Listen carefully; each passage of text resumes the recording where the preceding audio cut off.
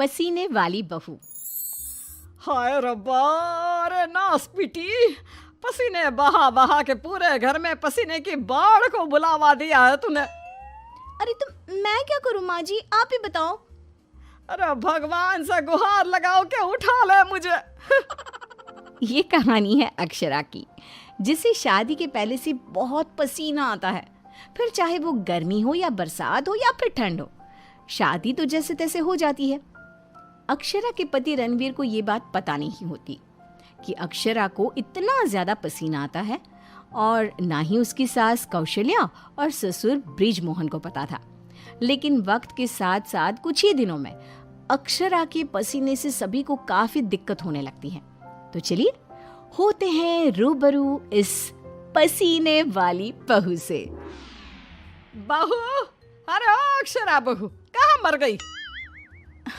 क्या हुआ माँ जी, बोलिए।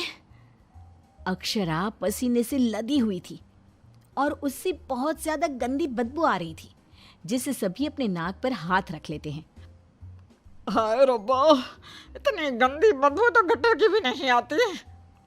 सीरियसली यार अक्षरा, तुम्हारे पसीने की बदबू दूर दूर तक आ रही है। तो मैं किसी बर्फीले इग्लू में बैठकर खाना नहीं बना रही हूँ। इतनी गर्मी है, 2 मिनट गैस के सामने खड़े रहो तो पूरा पसीने से नहा लेते हो आप।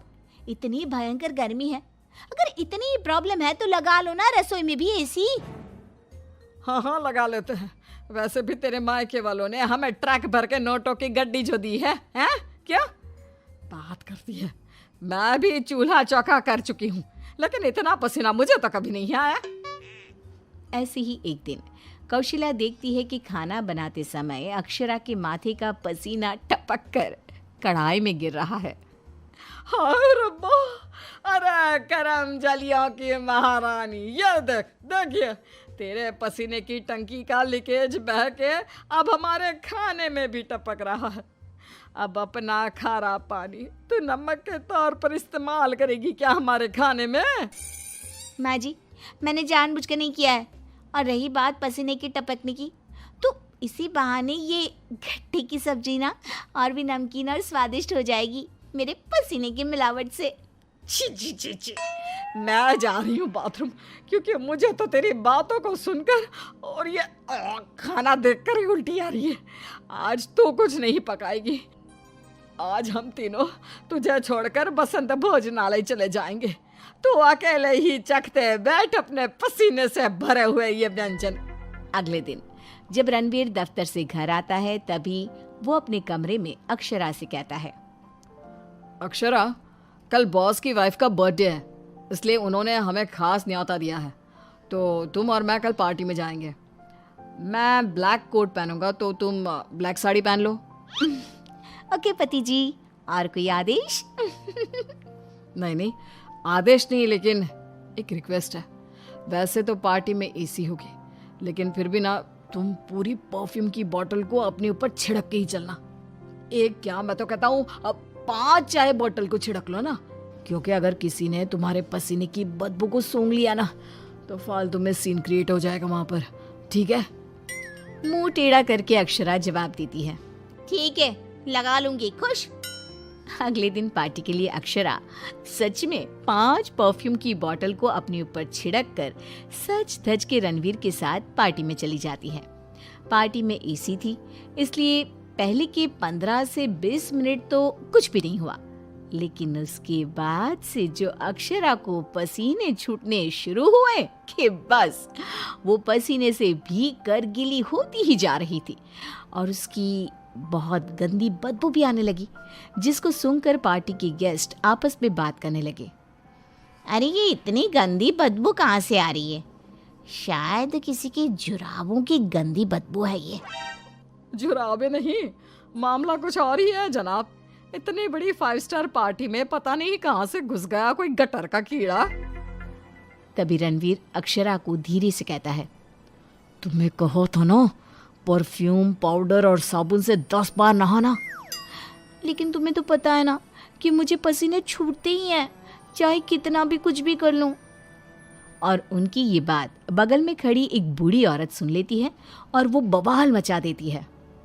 अरे बाप रे, ये गंदी महक तो यहाँ से आ रही है। रणवीर की बीवी से देखो तो पूरे कपड़े भीग गए इसके पसीने से। सभी रणवीर और अक्षरा पर बहुत हंसते हैं। रणवीर घर जाने के बाद अक्षरा को खूब डांटता है। मिला देना पानी में मेरी पूरी मेहनत से कमाई हुई इज्जत। अरे अक्षरा बहू, किस मिट्टी की बनी हो तुम, जो पसीने का झरना बहता ही रहता है तुम्हारे बदन से 12 महीने और 2400 घंटे नॉन स्टॉप। अरे अभी तो इस कलमुहे के कलेजे को ठंडक पड़ी होगी। लोगों के कुंडली में मार्केश दोष होता है, लेकिन हमारी बहू की कुंडली में पसीना दोष है।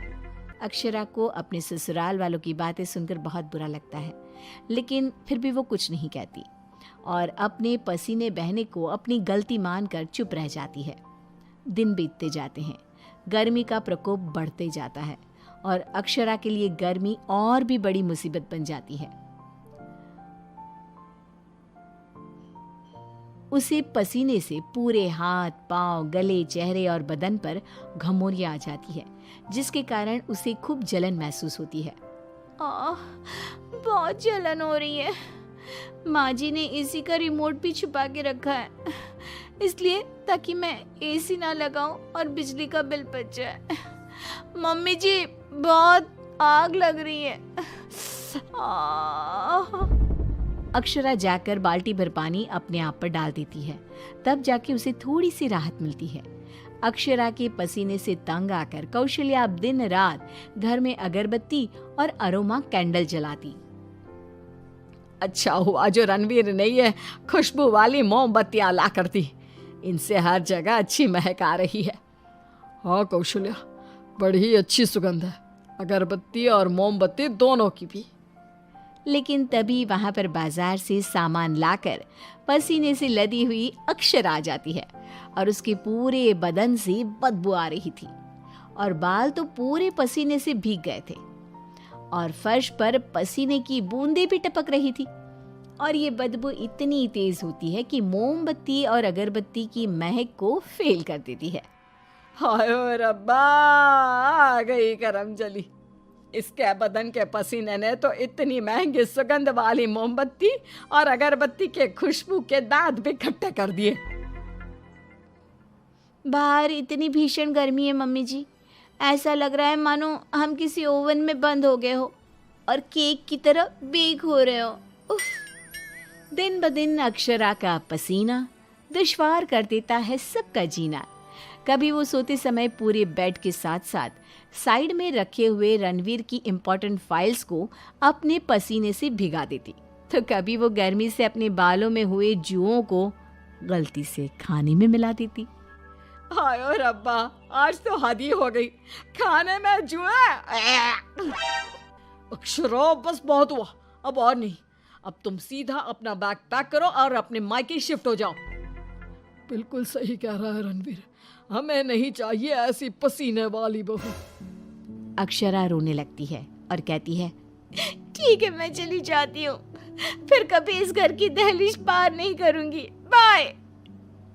अक्षरा रोंदी सूरत लिए घर से निकल जाती है। शाम में जब रणवीर अक्षरा के मायके फोन लगाता है, तब उसे पता चलता है कि अक्षरा तो अब तक घर गई ही नहीं। इस बात को सुनकर रणवीर, कौशल्या और ब्रिज मोहन तीनों डर जाते हैं और चिंताग्रस्त हो जाते हैं। हायो रब्बा, अब कहाँ ढूंढे हम अक्षरा बहू को। मुझे एक जगह पता है मम्मी, जब भी अक्षरा का मूड ऑफ होता है तो वो वहीं पर जाकर बैठती है। रणवीर, कौशल्या और ब्रिज मोहन तीनों एक नदी के किनारे जाते हैं, जहां रात के अंधेरे में अक्षरा नदी की साइड की बेंच पर बैठे हुए बिलख बिलख कर रो रही थी। रणवीर तुरंत जाकर अक्षरा के गले लग जाता है और उससे तीनों माफी मांगते हैं। अक्षरा, हमें माफ कर दो, तुम्हें पसीना आना नेचुरल है, लेकिन तुम जानबूझकर नहीं करती हो ये, और हमने तुम्हें गुस्से में क्या क्या नहीं कहा। हाँ अक्षरा बहू, प्लीज माफ कर दे बेटा। तेरे इस पसीने को ना मैं यूं मिनटों में चुटकी बजाकर आयुर्वेदिक और घरेलू उपायों से भगा दूंगी, तू देखना बेटा। हाँ, और अगर उससे भी ना होए तो मेरे पहचान में मेरा एक डॉक्टर दोस्त है, तुम्हारे इस पसीने की तकलीफ का हम सब मिलकर डट कर सामना करेंगे। Thank you. देर से ही सही आप लोगों को मेरा दर्द समझ में तो आया।